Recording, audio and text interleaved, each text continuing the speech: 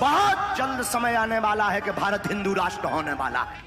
आज की इस वीडियो में हम बात करेंगे हिंदू राष्ट्र की। आपने सुना होगा कि अक्सर बागेश्वर बाबा हिंदू राष्ट्र की बात करते हैं, तो आइए समझते हैं हिंदू राष्ट्र के बारे में। हिंदू राष्ट्र, हिंदू शब्द का सर्वप्रथम प्रयोग 7वीं सदी में अरबों द्वारा सिंधु नदी के पूर्व में निवास करने वाले लोगों के लिए किया गया था, चाहे वे किसी भी समुदाय के हों। वहीं राष्ट्र शब्द से तात्पर्य है समूह में रह रहे लोगों के बीच एक होने का भाव। क्या बागेश्वर बाबा हिंदू राष्ट्र बना पाएंगे? यदि संविधान की दृष्टि से देखा जाए तो भारत एक धर्मनिरपेक्ष राष्ट्र है। संसद संशोधन करके इसे हटा दे तो भारत धार्मिक राष्ट्र घोषित हो सकता है, परंतु ऐसा नहीं हो सकता। क्यों?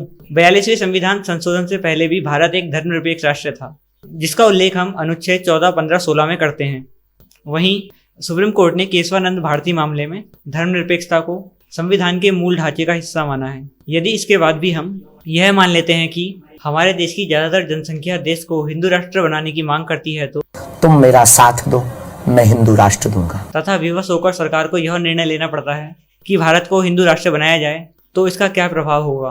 तो दोस्तों, वैसे हम दुनिया में देखें तो कई राष्ट्र ऐसे हैं जो कि धर्म के आधार पर बने हैं। आप उदाहरण के लिए ले सकते हैं पाकिस्तान एवं इजराइल।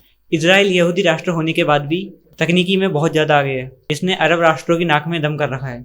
इस तरह जनता ने सरकार पर दबाव बनाया तथा भारत हिंदू राष्ट्र घोषित हो गया। भारत को हिंदू राष्ट्र घोषित करने से क्या क्या लाभ होगा? हिंदू राष्ट्र घोषित करने से सबसे ज्यादा लाभ मजदूर गरीब लोगों को ही होगा। वह इस बात से खुश होंगे कि भारत हिंदू राष्ट्र घोषित हो चुका है। अब हम जानते हैं कि भारत को हिंदू राष्ट्र घोषित करने के बाद जो समस्या उत्पन्न होंगी वो कौन कौन सी हो सकती है। अंतर्राष्ट्रीय स्तर पर भारत यह बात रखता है कि वह एक धर्मनिरपेक्ष राष्ट्र है और वह यह बात नहीं रख पाएगा। तथा दूसरा पॉइंट यह है, अल्पसंख्यकों में भय उत्पन्न होगा। जिस प्रकार पाकिस्तान के अंदर आपने देखा होगा कि हिंदू लोगों को वहां पर डराया धमकाया मारा जाता है क्योंकि वो अल्पसंख्यक हैं, उनमें पाकिस्तान को लेकर काफी डर है। तो उसी तरीके से भारत जब धर्मनिरपेक्ष राष्ट्र नहीं रहेगा, जब उसे एक हिंदू राष्ट्र घोषित कर दिया जाएगा, तो भारत में जो भी अल्पसंख्यक रहते हैं उनमें एक भय का माहौल उत्पन्न होने लग जाएगा। यानी कि वो भारत की सरकार से डरने लग जाएंगे और यहाँ के लोगों और संविधान के कानूनों से डरने लग जाएंगे। तीसरा प्रमुख बिंदु इसमें यह आता है, हिंदू की ना तो कोई एक पुस्तक है, ना ही कोई पंथ है, और ना ही एक ईश्वर है, ना ही एक पूजा पद्धति है। कोई पुराण, भगवत गीता, रामचरितमानस, वेद, तो कई हिंदू अलग अलग किताबों को अपना धर्म ग्रंथ मानते हैं। इसमें कोई एक मत नहीं है।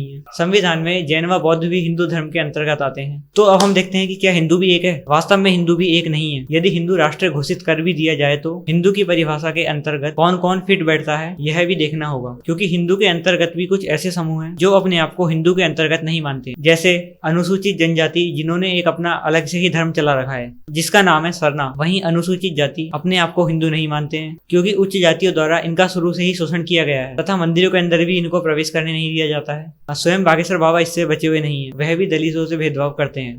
बस छूना नहीं है, मैं अछूत आदमी है। वहीं कर्नाटक के लिंगायत के आधे कर्मकांड हिंदू तथा आधे कर्मकांड मुस्लिम संप्रदाय से जुड़े हुए लगते हैं। इस तरीके से देखा जाए तो हिंदू भी एकजुट नहीं है, तो कैसे हिंदू राष्ट्र? हिंदुस्तान में रहने वाला हिंदू राष्ट्र की जिद पर नहीं अड़ा तो वो हिंदुस्तानी है, वो लगता है वेस्ट इंडीज का आदमी है। यदि वास्तविक में देखा जाए तो हिंदू क्या है, इसकी व्याख्या करते हैं। हिंदू उत्तर भारत में गंगा के आसपास निवास करने वाले उच्च वर्ण के लोगों का एक समूह है जो मात्र पूरी हिंदू जनसंख्या का 5 से 10% है। वास्तव में जो उच्च जाति का है वही हिंदू है। ऐसे में यदि हिंदू राष्ट्र घोषित कर भी दिया जाए तो इससे एक जटिल विवाद उत्पन्न हो जाएगा जो कभी सुलझ नहीं पाएगा। तो इतनी जटिल समस्याओं के बाद भी बागेश्वर बाबा हिंदू राष्ट्र की मांग या बात क्यों करते हैं? बाबा बागेश्वर हिंदू राष्ट्र की बात इसलिए करते हैं ताकि इसके माध्यम से ज्यादा लोग उनसे जुड़े रहें तथा उनके मंदिर के खजाने में लगातार वृद्धि होती रहे। वैसे भी भारतीय संविधान के अनुसार अनुच्छेद 27 में धार्मिक संस्थाओं की संपत्ति को टैक्स फ्री कर रखा है, इसलिए वे श्रद्धालुओं का पैसा लेकर हेलीकॉप्टर में घूम रहे हैं। आपने देखा होगा कि कई सारे नेता भी इनके पास आते रहते हैं, जिनमें भारत के प्रधानमंत्री नरेंद्र मोदी भी शामिल हैं, क्योंकि इन बाबाओं के पास करोड़ों की संख्याओं में फॉलोअर्स होते हैं जो नेताओं के लिए वोट बैंक का काम करते हैं। इन सभी बातों का यह निष्कर्ष निकलता है कि जैसे